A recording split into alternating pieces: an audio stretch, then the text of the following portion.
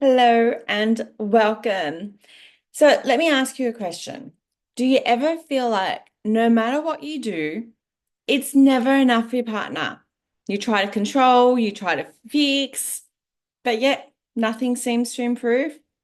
So, if that sounds familiar, this video is for you because I'm going to be sharing the two most powerful tools that completely transformed my relationship, and I promise they're going to change yours too. And you're going to see results and you're going to see change and improvement in your relationship basically instantly. Okay. So, hey there. I am Lisa and welcome to my channel. I am a relationship and intimacy coach, and I help women in long-term relationships stop feeling frustrated and unseen and start creating deeper, more connected relationships. If you are tired of trying to fix your partner and you are ready to stop being critical and controlling, then you're in the right place. Because, spoiler alert, your partner doesn't want another mother. They want a lover. Okay. So let's dive in and let's talk about the two tools that completely shifted how I show up in my relationship, and it completely transformed my whole entire relationship. Okay. So these tools moved me from feeling resentful and disconnected to feeling cherished, loved, and understood, which isn't that what we all want? Okay. So, tool one, stop trying to control your partner. Stop trying to control them. Like I've said, your partner doesn't want another mother. Okay. They're not a child. They're not a toy. Okay. They didn't get into a relationship with you way back whenever it was, just for you to control everything. Okay. They're not at school. They're not this pet project. Okay. And choose to stay in your own lane. Okay. Super important. Heard this analogy the other day, which is all about staying on your own paper. And it was like when you're at school and you're doing your schoolwork and your homework or your assignments, you got to focus on your own paper. Okay, what are your answers? What are you putting on your paper? What are you going to hand in? And it's very basic on prioritizing your own paper. And to me, it's the same thing. It's like choosing to stay in your own lane. Okay, because when you're constantly trying to control them, okay, and especially, and I see this happen all the time, especially after we have kids, because we're in this, I guess, dynamic or this habit of trying to control our kids and getting them to listen and telling them what's best for them, etc. And then we start to do the same to our partner, thinking we know best. Our way is the best way, etc. But what actually happens is you start to find yourself nagging. You're micromanaging, okay? Or endlessly pointing out what they are doing wrong. And that's not sexy. That's not making them feel good. That's not them making, them feeling loved. Basically, you're making them feel like shit. You're making them feel not good enough. You're making them feel like, maybe they're not feeling loved because you're constantly basically telling them that they're not good enough. Yeah. Okay, so, and trust me, I've been there. Okay, I have tried to control my partner for a number of years, especially after becoming a mum. And all it did is made me feel like shit. It made me build up resentment. At times, it almost basically made me become a single mum. It almost tore our relationship apart because he didn't feel good. Okay, it wasn't a nice dynamic to have in a relationship, and it just was not fun times. Okay. So I want you to remember you can't change someone else. You can only change how you feel, how you're showing up, who you are being. Okay. And just as a side note, I honestly believe by changing yourself, you also change the other person. Like I believe, and I've been studying this for probably 10 years now. When you're changing your energy, how you are feeling, who you are being, okay, you instantly pull up your partner as well. You break the cycle of resentment. You break the cycle of the control. You, all that dense energy completely disappears and it turns into one of lightness, fun, playful, more inviting. Okay. Um, that's just an extra little point I wasn't going to say. Instead of trying to control or fix your partner, okay, I learned to stay in my own lane. I became devoted to myself, how I was being, how I was showing up in the relationship, my energy in the relationship. I shifted my focus away from my partner's behavior and all the things that drove me crazy and towards my own feelings. How am I responding? My perception, how am I perceiving his behavior?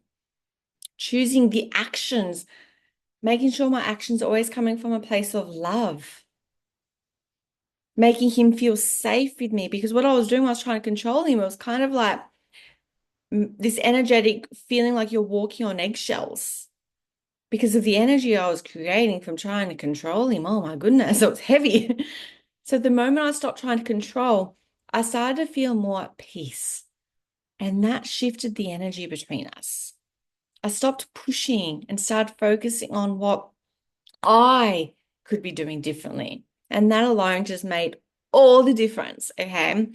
And it also showed him that I trust him to make decisions. I trust him in what he's doing. It might be different to how I do it, but that's okay because I don't want to be his mother or his sister or his teacher. I just want to be seen as a woman in his eyes. I want to be his lover. Okay. So if you're trying to control your partner, just take a step back and ask yourself, what if I stopped focusing on him? What if I just stopped focusing on controlling him, thinking I know best, and start focusing on yourself? What if I let go of the outcome and just start focusing on how I'm showing up in the relationship? Okay. Such a powerful tool. Okay. Tool number two. Oh my goodness. Stop criticizing or maybe even just complaining, whichever one you resonate with. Stop criticizing, stop complaining. It is honestly like a silent killer in relationships. And I see this way too many times with my clients is they're in this cycle of criticizing their partner for everything they do. You're lazy, you don't help out, you don't treat me nice enough, you don't take me out enough, you don't, we don't have enough date nights, you packed the dishwasher wrong. And yes, I've had that argument. Why do I have to do all the things? All of this, etc. Criticizing how they raise their kids, criticizing how they treat work. Like we criticize our men on basically everything, and then we wonder why our relationships is kind of like not this happy, joyful, free, safe environment. Okay, so the tool is really choosing to appreciate. Okay, so criticism, I was a master at this, criticizing him for everything. The clothes he wore, how, like, honestly, I would restack the dishwasher after him. Criticize on the food he would eat, how much junk food he would eat, how much water he was drinking, the ice that he liked to have. Like, I was just a master at criticizing everything. And the biggest criticism was whenever he would cook dinner for the family, I would criticize him with how many pots and pans he would use instead of appreciating, like, thank you for cooking dinner. And I'll just pick apart every single thing. And it was like a daily occurrence for me. So from the little things like, oh my God, leaving socks on the floor, the pile of clothes in his things in the bedroom, bigger things that annoyed me like the kitchen and the cooking. But all it did was build walls between us. I would accuse him of me walking on eggshells, but the reality was he was walking on eggshells around me because I was always critical. Okay. Instead of focusing on what my partner was doing wrong, I learned to appreciate instead. And I started to really practice, like when he would cook dinner, I'd start saying, thank you so much for cooking his dinner. Didn't even comment on all the pots and pans I would have to wash up. I was just like, thank you. And it wasn't coming from a place of, I'm going to get more love off you from being appreciative. It was truly just, thank you. And teaching the kids, thank you for cooking this meal for us. I really appreciate, and I would even say the words, I really appreciate you cooking for me. I didn't feel like cooking. Thank you. And something happened. He started cooking more and more and more because he knew that that was making me happy. And then I felt, we were going to bed at the end of the day happier because instead of me focusing on the criticism, I was focusing on, wow, he really loves us. He's cooking his meals for us. And then by the end of the week, after a couple of days of me appreciating him cooking, he was even cleaning the dishes as he was cooking. And it just kept going. Okay. So I started making this conscious choice every day to look at things that he was doing right. I didn't care about the criticism. I started just asking myself, what is he doing today that's making me feel good? It was the way that he would want to make me laugh, the way he would help me out with the kids when they weren't listening. Him cooking and, stepping up when I was just tired and didn't have the energy. It didn't have to be massive gestures. It just had to be small little things every single day that truly, really mattered. Sometimes what he does at the end of the night when I'm putting our youngest son to bed, he knows I like a tea after he's asleep, just before I go to bed, and he'll boil the kettle for me so it was hot, ready for me to make my tea before we watch TV together before the end. Like little things like that, appreciating. And it's showing him that I truly love it and he's feeling good. So he's doing more things like that because he knows it's making us happy. And this is a secret, and this is for another a day. Men want to make us happy. They want us to meet our desires, but we don't a lot of the times allow them to. Okay. And appreciating all these things made us closer. We don't fight anymore. We feel safe. We laugh more. We connect more. We play more. Okay. Appreciation builds connection.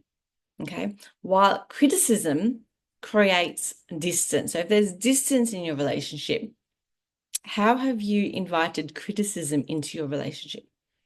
And I encourage you to try this for yourself. Start appreciating the little things your partner does. Doesn't have to be big. Just start small and see how that shifts the entire dynamic in your relationship. Okay. So if these two tools resonated with you and you are ready to break free from the frustration and the resentment in your relationship, I've got something for you. I'm hosting a free 5-day Telegram audio challenge so you can watch it whenever it suits you, because I know we don't always have the time to sit down and watch a video called Why Trying to Fix Your Partner Has Never Worked and Never Will. So this challenge is all going to be about walking you through exactly how to start creating a relationship you've always wanted. Even if you've been together for like 20 years, been married for 10, however long, by focusing on your own shifts instead of trying to change your partner. Okay, so the link to sign up is in the description, and I can't wait to see you there. Bye.